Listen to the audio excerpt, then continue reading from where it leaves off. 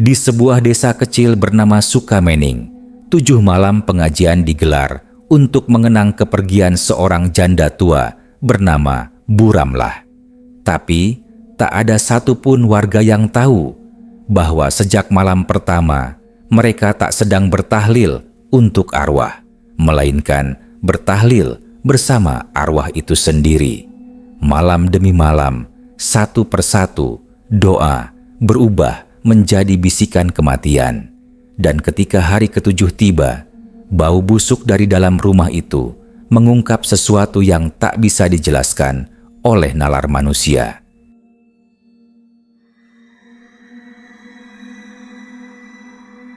Malam itu, hujan baru saja berhenti mengguyur desa Sukamening. Tanah basah menebarkan aroma lumpur yang lembab, bercampur bau anyir daun pisang di belakang rumah warga. Di mushola Al-Ikhlas, lampu-lampu neon kuning temaram berkelap-kelip seperti kehabisan tenaga. Ibu-ibu duduk bersila di atas tikar pandan, memegang buku Yasin dan tahlil. Namun, ada satu hal yang membuat suasana malam itu berbeda.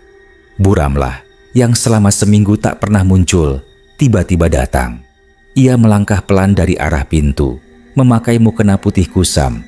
Wajahnya sangat pucat, bukan pucat karena sakit, tapi pucat seperti orang yang tak lagi punya darah. "Assalamualaikum."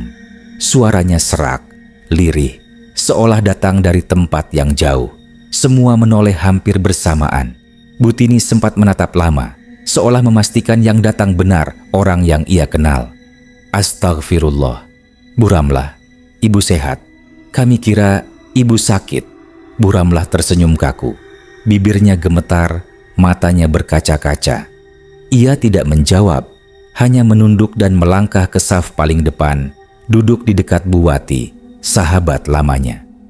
"Alhamdulillah Buramlah datang lagi," bisik Bu Narti. Tapi Buwati hanya diam.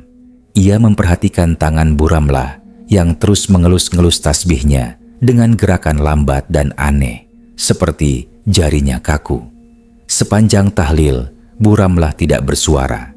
Ia tidak ikut membaca, hanya menatap lurus ke arah mimbar tempat Ustaz Ma'ruf duduk. Matanya kosong, tapi di sudutnya tampak genangan air, seperti menahan tangis.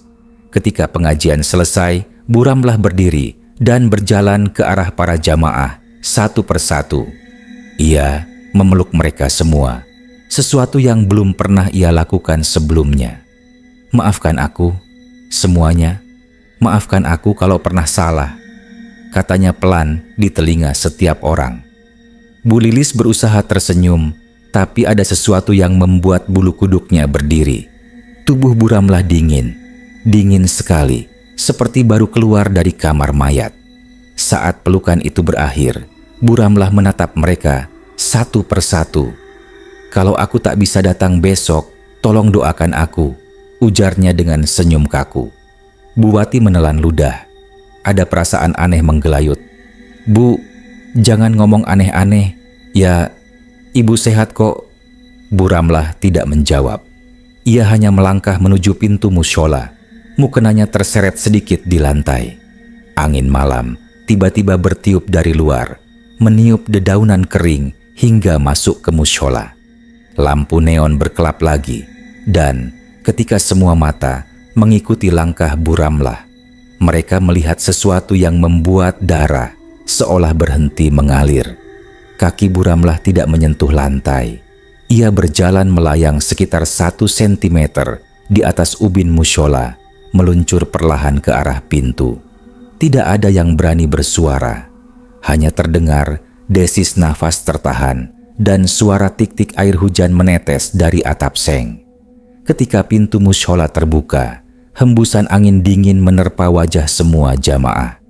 Buramlah menoleh sebentar, matanya tampak hitam seluruhnya tanpa warna putih. Lalu ia berbisik lirih, "Terima kasih sudah mendoakan aku." Dan sekejap kemudian, pintu menutup sendiri dengan gedebuk keras. Mushola hening. Semua saling menatap, menggigil tanpa tahu apa yang baru saja mereka lihat. Di luar Anjing-anjing desa mulai melolong panjang, menembus kabut malam Sukamening. Hujan deras mengguyur desa Sukamening sejak sore, membuat tanah becek dan licin. Di kejauhan, suara petir bergemuruh, bersahut dengan lolongan anjing yang seolah tahu ada sesuatu yang salah malam itu. Meski cuaca buruk, Butini tetap memutuskan untuk melanjutkan pengajian rutin malam kedua. Kita sudah niat, jangan ditunda. Lagi pula, Buramlah kemarin datang, mungkin itu pertanda baik. Katanya mencoba tersenyum di depan jamaah yang hanya berjumlah 8 orang malam itu. Namun, begitu pengajian dimulai, pintu mushola berderit perlahan. Semua kepala serentak menoleh. Sosok Buramlah muncul di ambang pintu. Mukenanya masih sama seperti semalam, putih kusam dengan noda di bagian bawah, seperti bekas tanah kering. Rambutnya tampak keluar sedikit dari balik kerudung, basah kuyup dan meneteskan air ke lantai ubin. "Assalamualaikum." Suaranya terdengar serak, seperti keluar dari tenggorokan yang kering. "Waalaikumsalam." "Buramlah, basah kuyup begitu. Sini duduk di depan," ujar Buwati sambil menepuk tikar di sampingnya. Tapi langkah Buramlah terasa aneh. Ia melangkah tanpa suara, seperti selembar kain yang meluncur di udara. Bahkan ketika sandal-sandal di dekat pintu berserakan karena angin, tidak ada satupun jejak basah tertinggal di ubin tempat Buramlah melangkah. Suasana hening, hanya suara hujan di atap dan bacaan tahlil yang dipaksakan terdengar. Ketika Ustaz Ma'ruf membaca doa arwah, Buramlah tiba-tiba ikut bersuara. Tapi suaranya rendah, berat, dan seperti bergema 2 kali. "Ampuni mereka yang lupa doakan aku," katanya pelan, tapi cukup jelas terdengar oleh yang duduk di sekitarnya. Bu Lilis spontan menoleh. "Bu, ibu bilang apa?" Buramlah tersenyum samar. "Doa buat yang sudah tidak ada." Buwati yang duduk paling dekat menatap wajahnya lekat-lekat, dan saat itu seberkas cahaya dari lampu neon mushola memantul di matanya. Mata Buramlah terlihat abu-abu kusam, bukan coklat seperti biasanya. Hembusan angin masuk lewat jendela yang setengah terbuka. Tikar bergeser sedikit, semua menunduk, melanjutkan doa dengan jantung berdebar. Selesai tahlil, Butini mengucapkan salam penutup. "Terima kasih ibu-ibu, besok malam insya Allah kita lanjut lagi." Namun, sebelum jamaah bubar, Buramlah tiba-tiba berdiri. Gerakannya kaku, seperti boneka kayu yang ditarik tali. Ia menatap semua jamaah dan berbisik dengan nada datar. "Terima kasih, sudah mau menerima aku, meski aku sebenarnya sudah tidak ada." Detik itu juga, Bu Narti menjatuhkan kitab Yasin dari tangannya. "Buramlah, maksudnya apa?" tanya Bu Lilis dengan nada gugup. Buramlah hanya tersenyum tipis. Hujan di luar semakin deras, dan dari arah jendela, cahaya kilat sesekali menyambar wajahnya, menampakkan kulitnya yang mulai kebiruan di leher, seperti lebam membusuk. "Maafkan aku," katanya lirih, lalu berbalik menuju pintu. Ketika pintu mushola terbuka, angin dingin menerpa hingga lilin di dekat mimbar padam. Dalam remang, mereka melihat jelas bayangan Buramlah tidak muncul di lantai. Ia melangkah keluar tanpa suara, meninggalkan aroma busuk samar seperti tanah kuburan yang basah. Semua terdiam, tak ada yang berani bicara, sampai akhirnya Butini berbisik, "Besok kita harus ke rumahnya." Malam itu, bahkan setelah mushola dikunci dan semua pulang, suara langkah basah tanpa arah terdengar di sepanjang jalan menuju rumah Buramlah. Tapi anehnya, tak ada bekas jejak kaki di tanah becek keesokan paginya. Malam ketiga datang dengan udara dingin menusuk. Angin dari arah sawah membawa bau lumpur yang tajam. Mushola Al-Ikhlas tampak lebih sepi dari biasanya. Hanya 6 orang yang datang malam itu. Lampu neon menggantung di tengah ruangan, berkelap seperti nafas yang hampir padam. "Bu Ramlah kira-kira datang lagi nggak malam ini?" bisik Bu Narti, menatap pintu mushola yang masih terbuka setengah. "Kalau datang, aku pengen tanya langsung maksud ucapannya semalam," jawab Bu Lilis, berusaha menahan rasa merinding yang menjalar di tengkuknya. Bu Wati hanya menunduk. "Kalau dia datang, tolong jangan tanya aneh-aneh. Aku takut dia bukan Bu Ramlah yang kita kenal." Baru saja kata itu terucap, pintu mushola terbuka perlahan tanpa disentuh siapapun. Dari luar, kabut tipis menyusup ke dalam, diikuti aroma busuk samar seperti bangkai tikus yang lama terperangkap. Lalu muncullah Bu Ramlah. Ia melangkah perlahan, tubuhnya agak membungkuk, mukanya masih sama, kusam, basah di bagian bawah. Kini terlihat ada noda hitam di tepi kainnya. Saat ia melewati ambang pintu, lampu neon berkelap keras dan sebagian jamaah spontan menutup mulut karena bau busuk yang lebih tajam. "Assalamualaikum." Suaranya serak, bergetar seperti berasal dari tenggorokan yang pecah. Tak ada yang langsung menjawab. Ustaz Ma'ruf yang malam itu memimpin mencoba menahan ketakutan. "Waalaikumsalam, Bu Ramlah. Duduk sini." "Kami senang ibu masih sempat hadir." Bu Ramlah duduk di saf depan.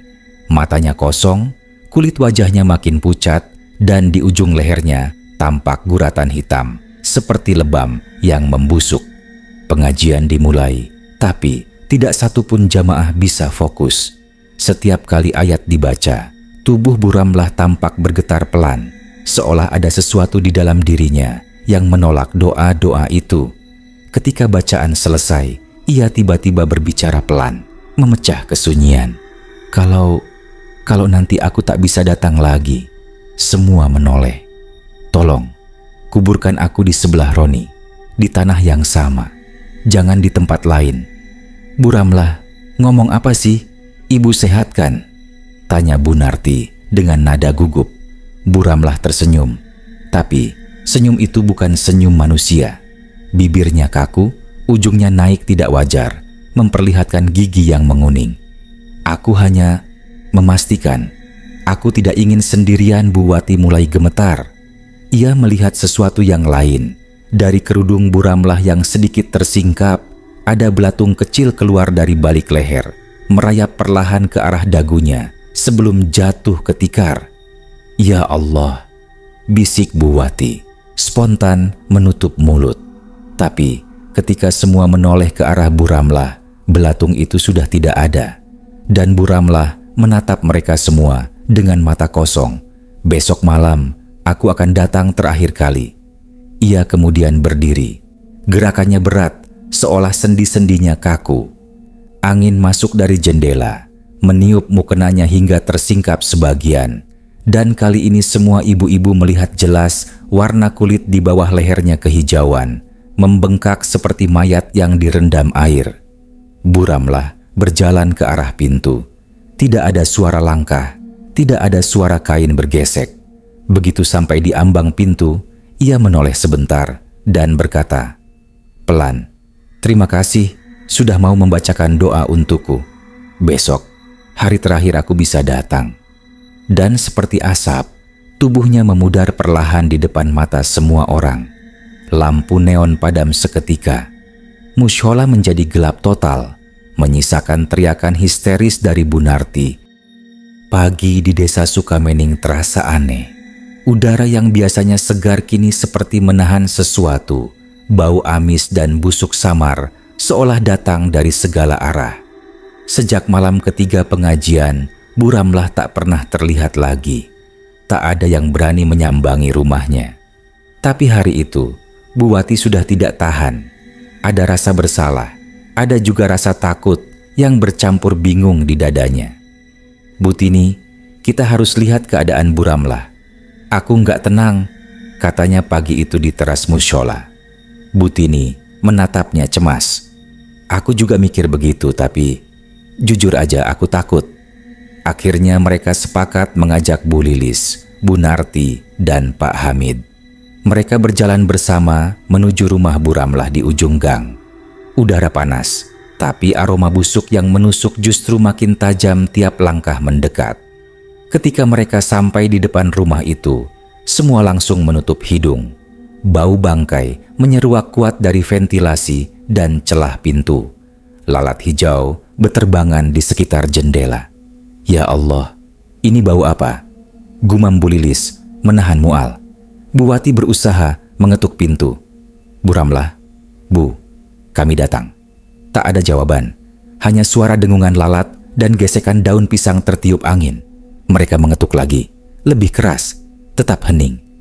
Bu, ini sudah seminggu Ibu enggak keluar rumah. Kami khawatir, seru Bu Tini, tapi tetap tak ada suara. Pak Hamid menatap pintu dengan wajah tegang. Bau kayak gini bukan bau tikus mati, Bu. Ini bau mayat. Semua terdiam. Kata itu, mayat, seperti menggema di kepala masing-masing. Akhirnya, Pak RT Sumarno yang kebetulan lewat dipanggil untuk ikut.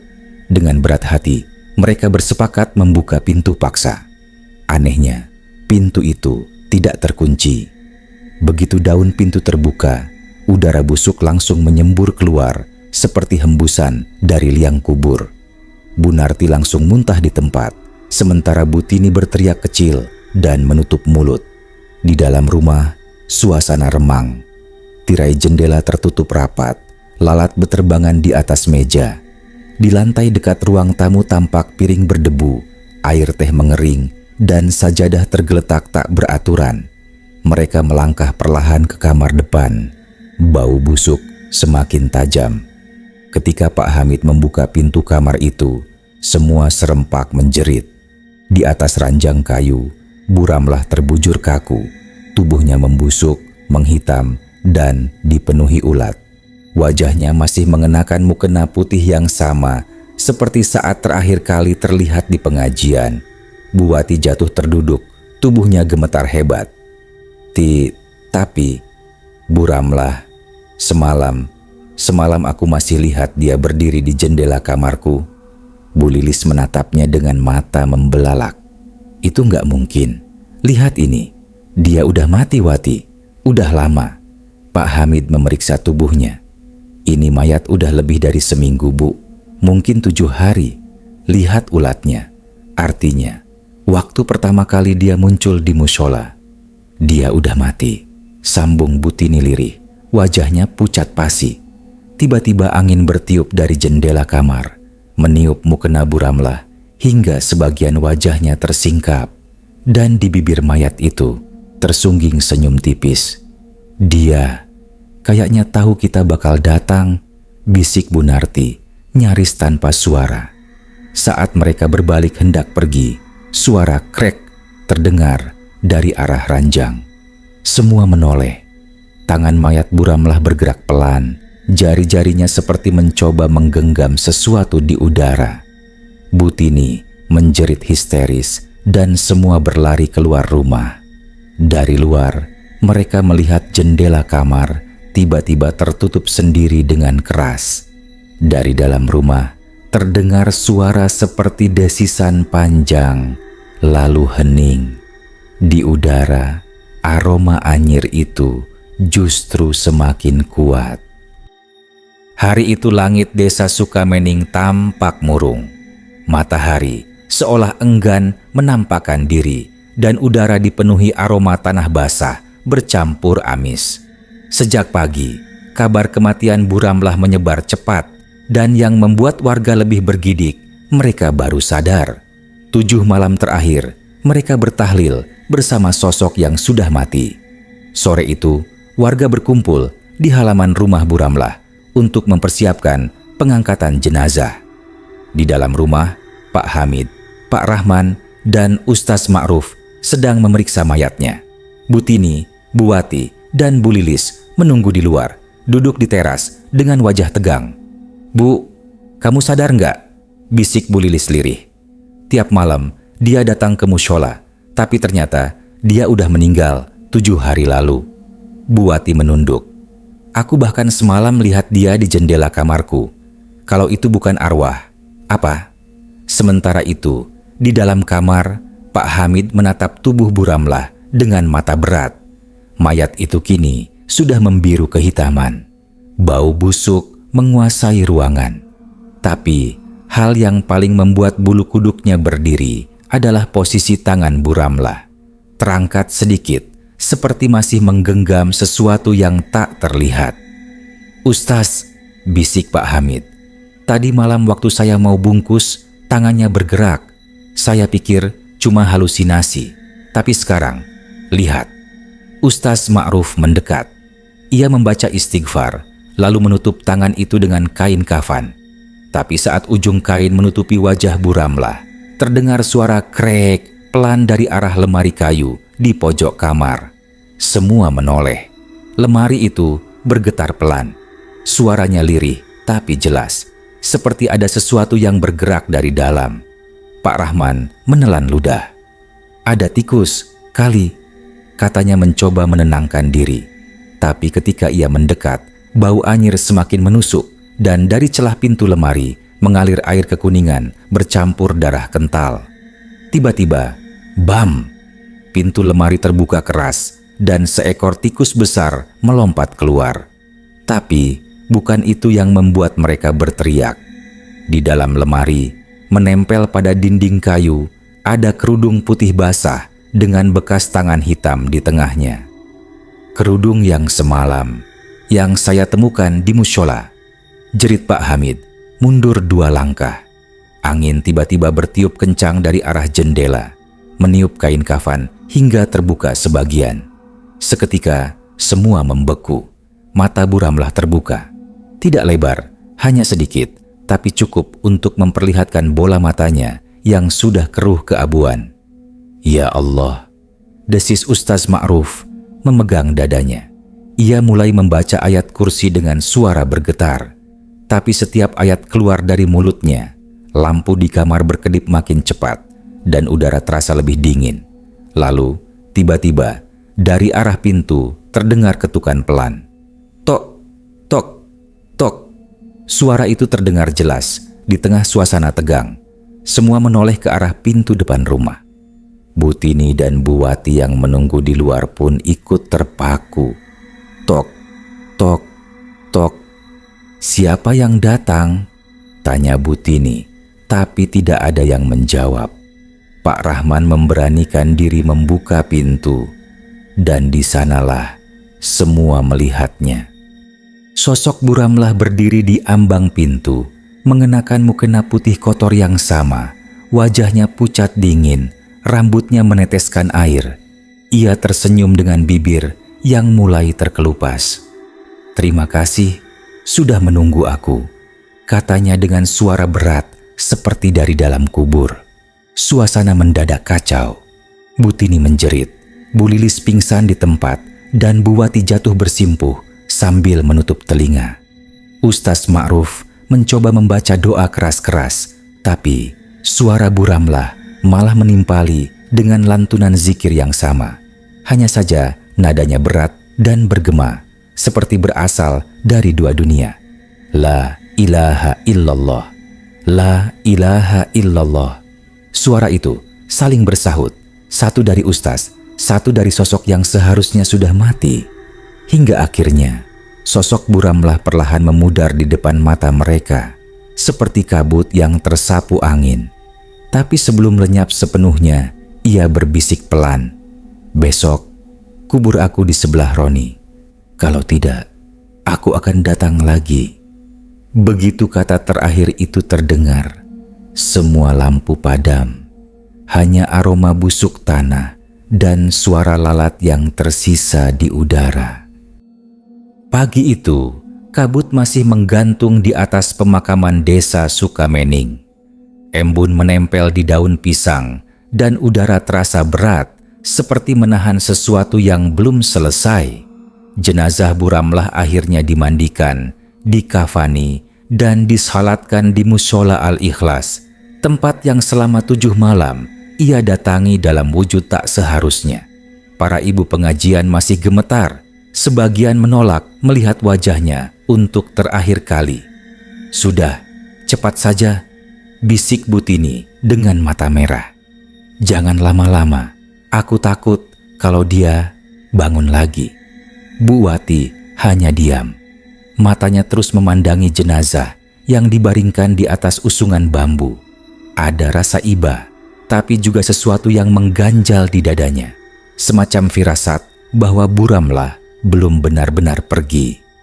Ketika Pak Hamid dan Pak Rahman menyiapkan liang lahat, Ustaz Ma'ruf datang membawa kitab kecil. Kita kuburkan di sebelah makam almarhum suaminya, Pak Roni. Seperti pesan terakhirnya, semua mengangguk pelan.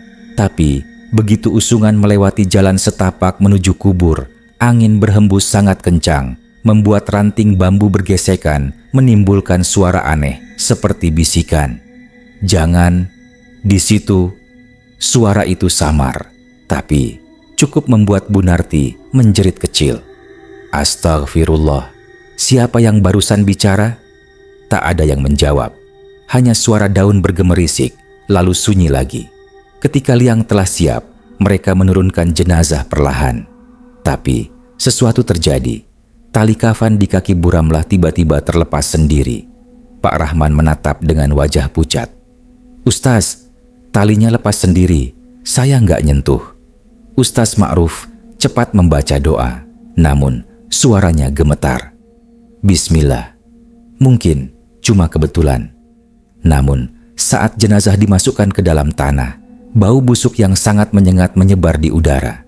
Semua menutup hidung, tapi Bu Wati merasakan sesuatu yang berbeda. Di sela-sela bau itu ada aroma lain, seperti bunga melati dan darah segar. Ketika tanah mulai ditimbun, tiba-tiba terdengar jeritan dari bawah tanah. Semua langsung terdiam. Suara itu nyata, pelan tapi jelas, seperti seseorang memanggil dari bawah. Tolong, aku masih di sini. Butini langsung pingsan. Pak RT Sumarno terhuyung mundur. Hanya Ustaz Ma'ruf yang tetap berdiri. Wajahnya tegang, tapi tak berani menatap liang lahat itu. Teruskan, katanya dengan suara berat. Apapun itu, teruskan. Tanah pun terus ditimbun, hingga lubang tertutup sempurna. Tapi anehnya, tak ada yang berani mengumandangkan doa penutup. Mereka semua masih mendengar suara lirih itu, samar, seperti seseorang menangis pelan dari bawah tanah. Malam harinya, Bu Wati tak bisa tidur. Ia merasa gelisah, dan dalam mimpinya, ia melihat Buramlah duduk di tepi kuburan, mengenakan mukena putih yang kotor tanah, sambil berkata, "Terima kasih, sudah menepati janji. Tapi bukan itu yang ingin aku sampaikan." "Lalu apa, Bu?" tanya Bu Wati dalam mimpi itu. Buramlah menatapnya, matanya merah basah. "Aku mati bukan karena sakit, tapi karena aku dibunuh." "Dibunuh?" Sebelum Bu Wati sempat bertanya lagi, tanah di bawah kaki Buramlah retak, dan sosok itu terseret masuk ke dalam kegelapan sambil berteriak, "Dia masih di antara kalian." Bu Wati terbangun dengan napas tersengal, tubuhnya dingin oleh keringat. Tapi saat ia melihat jam, waktu menunjukkan pukul 2:17 dini hari, waktu yang sama ketika dulu Buramlah pertama kali muncul di pengajian 7 hari lalu. Dan di jendela kamarnya, embun membentuk tulisan samar, "Aku sudah tenang, tapi dia belum." Keesokan harinya, polisi desa datang karena laporan warga yang mencium bau aneh dari rumah Buramlah. Setelah diselidiki, mereka menemukan cangkir kopi di dapurnya dengan jejak racun tikus di dasar gelas. Hasil pemeriksaan menunjukkan Buramlah tidak bunuh diri. Seseorang menaruh racun itu, dan orang itu masih tinggal di desa Sukamening. Setelah pemakaman, Mushola Al-Ikhlas tak pernah lagi dipakai untuk pengajian malam. Setiap malam Kamis, dari arah pemakaman, sering terdengar suara tahlil lirih, seperti suara perempuan. Warga percaya itu suara Buramlah, masih mendoakan arwahnya sendiri dan menunggu seseorang mengaku atas kematiannya. Sejak hari itu, Mushola Al-Ikhlas tak pernah lagi menggemakan tahlil di malam Kamis. Tapi bila kau lewat di desa Sukamening menjelang tengah malam, kau mungkin masih bisa mendengar suara lembut dari arah pemakaman, suara perempuan yang melantunkan doa dengan nada lirih, seolah masih menunggu seseorang datang meminta maaf. Mereka bilang, itu suara Buramlah yang belum benar-benar pergi.